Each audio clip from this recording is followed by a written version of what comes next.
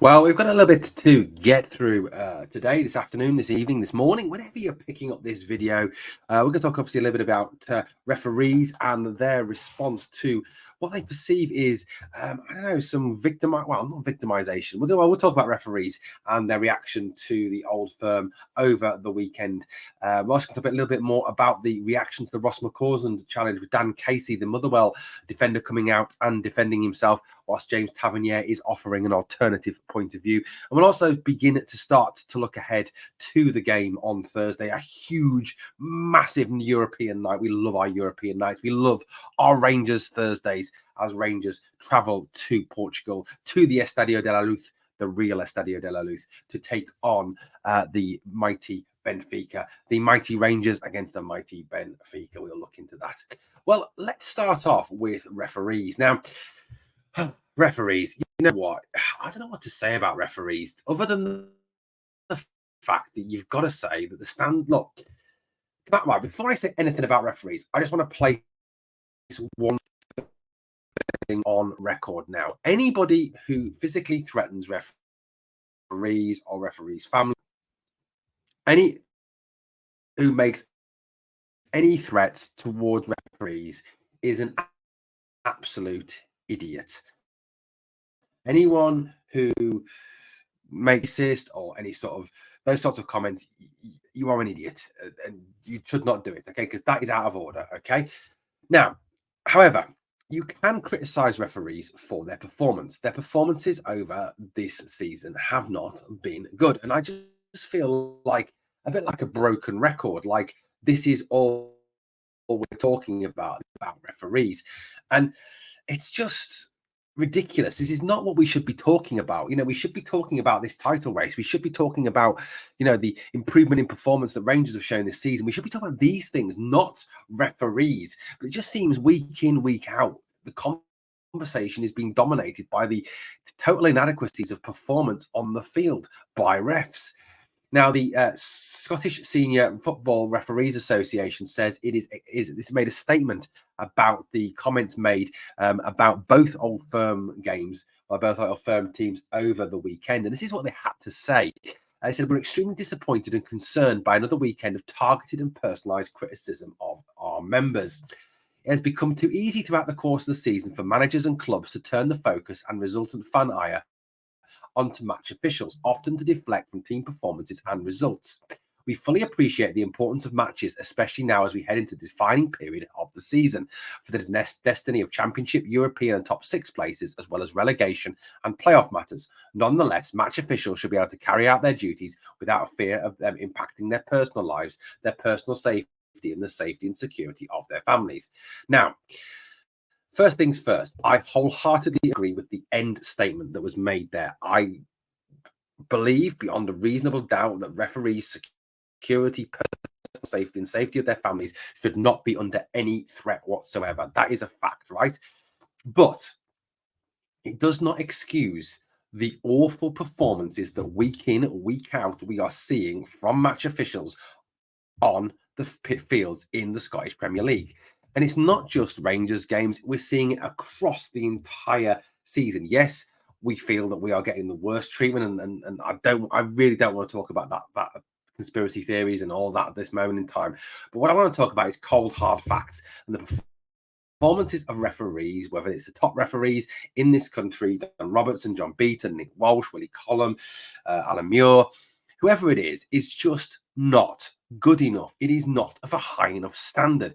There is no accountability for referees. There is no seeming punishment from the Scottish FA. The Scottish FA are not holding the refs to account for their performance. As I've said on a number of occasions, if you and I perform this badly in our everyday work, we would be suffering disciplinary procedures, we would be suffering the ire of our bosses, and we would not be allowed to continue as we were if we were underperforming to this extent. And as a manager myself, I would not allow my members of staff to perform this badly. I would take them to side and say, do they need extra training? Do they need extra work? Or is it they're just not good enough for their job and we have to get rid of them?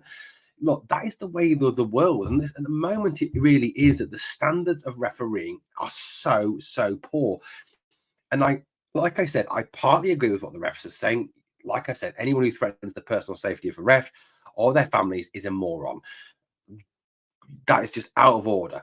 But referees are not helping themselves in terms of criticism they are getting, in terms of their performances, which are leading to teams not being happy with their performance. Now, what refs are failing to realize is that at times decisions they make can majorly impact football matches. We saw it in the English Premier League with the Spurs-Liverpool game, the Liverpool goal that was wrongly disallowed. There was the Calvert-Lewin sending off for Everton that even VAR said was a sending off, which was no way a sending off. There was the Dujon Sterling sending off for us. Again, no way a sending off. There's been repeated penalties that were stonewallers against us. Lewis Mayo's handball, for example. The challenge on Ross McCausland that have just gone unpunished. Now, if you take, for example, the Ross McCausland incident, now Rangers, and I think we all recognise, and Billy Clement himself recognises that defeat on the weekend was not just down to the fact that Alan Muir was absolutely god awful. It was also down to the fact that our team were absolutely god awful, bar the last 10 minutes. But one fact does remain. Dan Casey was the man who fouled Ross McCausland. Dan Casey was the man who scored the winner for Motherwell. Now, if by the letter of the law, which should have been applied, he should have been sent off, then he would not have been on the field to score that winner. And that is a cold, hard fact. Now, refs can come out and they can talk about the fact that teams are trying to deflect from poor performances and teams are trying to deflect from this, but that is a cold, hard fact. It is it is totally the fact that he would have been sent off. He wouldn't have been on the field to score that goal. The challenge is absolutely awful. It is genuinely dreadful. And right, let's talk about this, shall we? Mccausland apparently left the stadium on crutches, so it's a major doubt now for Thursday's game. And once again, we are really starting to run out of players. Cortez is out, Seema is out, and we'll have a little look at the Euro squad and look at who is in and who is out shortly. So, again, it's another injury, and it's another injury that's been sustained because one of our players has not been protected by match officials, and he has ended up having to go off and has ended up leaving the field on crutches. Leaving the stadium on crutches, sorry. So, look, at the end of the day, this is a serious matter that we are, that these players who are very talented footballers are being got rid of because of the fact that they are not being protected by match officials. And hammer throwers like Martin Casey, like I can't remember the St Johnstone guy's name the other day, are allowed to get away with just general thuggery on the football pitch. Now, Casey, when he was interviewed about the incident, said this. He said, one of the Rangers coaching staff said something to me after the game about it. I didn't really listen or hear what they said, but it was something about what happened.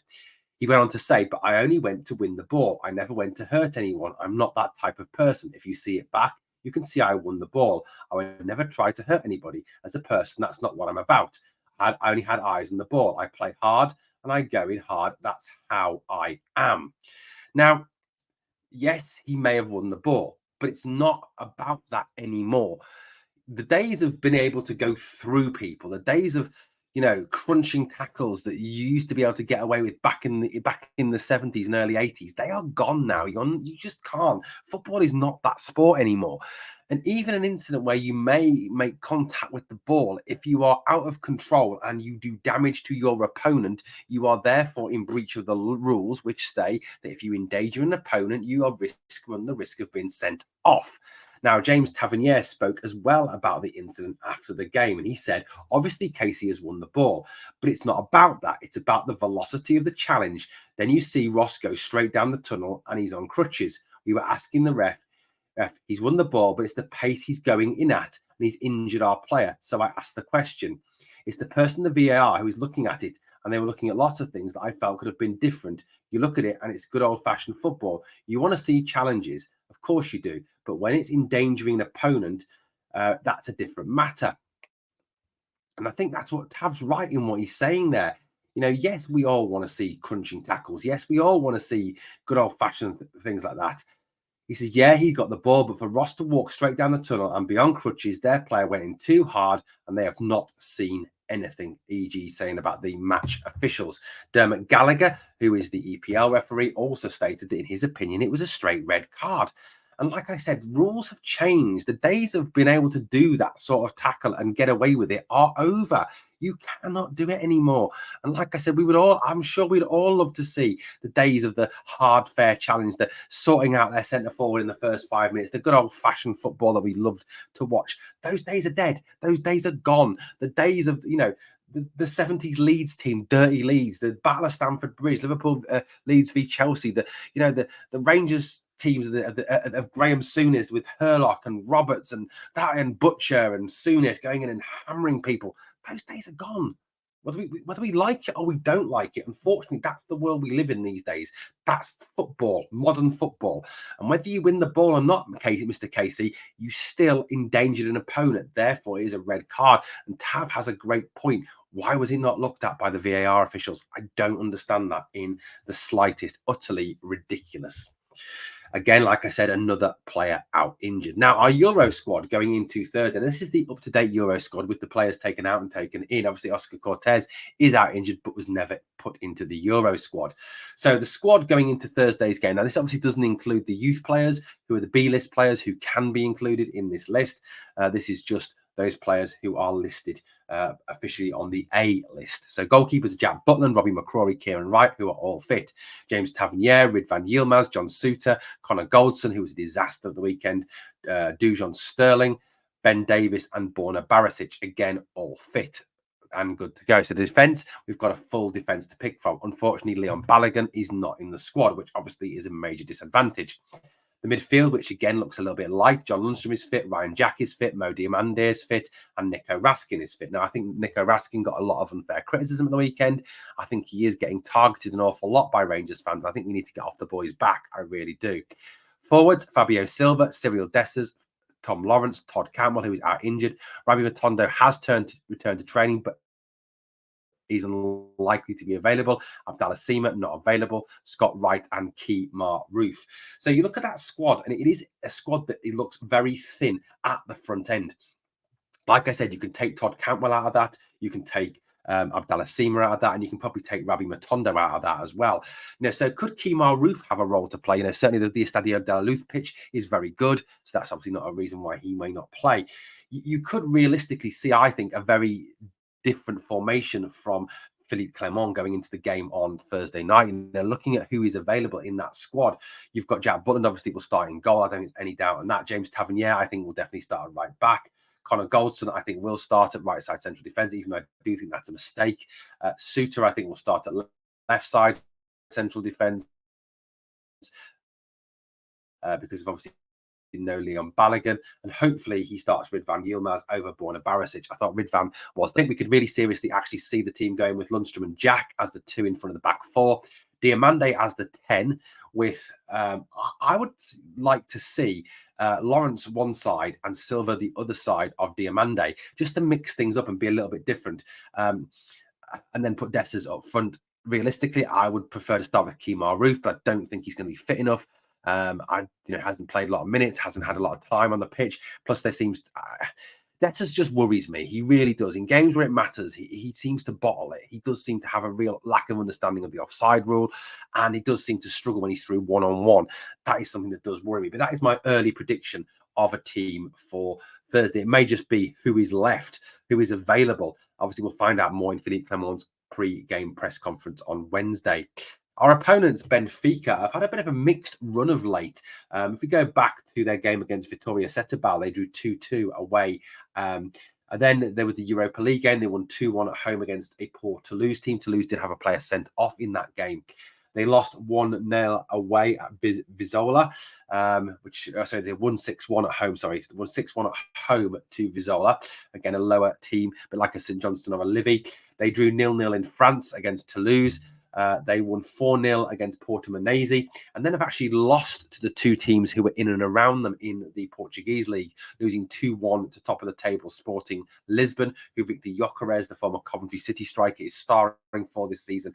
And then at the weekend, they had Nicolas Otamendi sent off and lost 5-0 to Porto. So they're coming off the back of a bit of a gubbing. So both teams are coming off the back of their defeats. So hopefully that may have damaged their confidence a little bit going into this game. Their top scorer this season is a guy called Rafa. Midfielder. He's scored 12 goals and 11 assists. That's 23 goal contributions in 24 games, which is very, very good indeed. He certainly will be someone that we have to watch. He averages 0.53 goals per game, 168 minutes per goal, has had 48 shots and has a 25% conversion rate. Sign him up, Philippe Clement. You've then got to go down a bit further to Angel Del Maria, who has scored 8 goals and had 6 assists, so 14 goal contributions in 21 games. Again, someone we're going to really have to watch on Thursday, averaging 0.4 goals per game, a goal every 204 minutes, and a 17% conversion rate. So they're the 2 players, that are standing out at the moment. Like I said, we will look in a bit more depth into Benfica closer to the time. Rafa is the top assister in Portugal. Again, you go a bit further down. Angel Maria with 6. David Neres, another very talented player who's got 6 goals, 4 assists, 10 goal contributions in 16 games. Very good player. Orkan Kokuk, a Turkish player, 8 goal contributions in 18 games, 6 assists. They have got some very talented players that are going to have to be watched. Frederic Arusness, who has got 5 assists, 2 goals in 24 games, 7 goal contributions in 24 games. So they're clearly no mugs. They will be a very tough opposition. Like I said, we will start to look into them a little bit, which are drip feeding in this thing. They are no mugs, but it is to be hoped that the last 2 games, maybe there's been a dent in their confidence there, and that can help us, obviously get a result over there in Portugal. We all love a Rangers Thursday night. Well, guys, tonight we are going to have the podcast at 8:35. Myself, Lorah, and Damo talking all things Rangers, looking back at the weekend, and then obviously looking forward to the Benfica game on Thursday. Well, if you've enjoyed the content, guys, please smash that sub. Come and join us on the channel. Help the channel to keep on growing. And there's 2 jobs I always ask you on the way out. Number 1 is to smash the like, and number 2 is to remember always, we are the people.